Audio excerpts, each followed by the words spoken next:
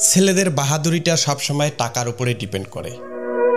টাকা শূন্য থেকে দেখো, বন্ধু বান্ধব তো দূরের কথা, ফ্যামিলির মানুষের আচরণেই অনেকটা বদলে যাবে।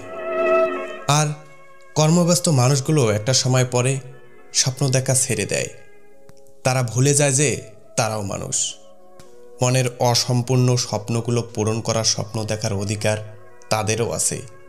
মাঝে মাঝে জীবনের দাঁড়িপাল্লায় বাস্তব আর স্বপ্নের দ্বন্দ্বটা এতটাই প্রবল হয়ে ওঠে যে মানুষ অর্থের দুনিয়ায় হারিয়ে যেতে চায় বাধ্য হয়ে।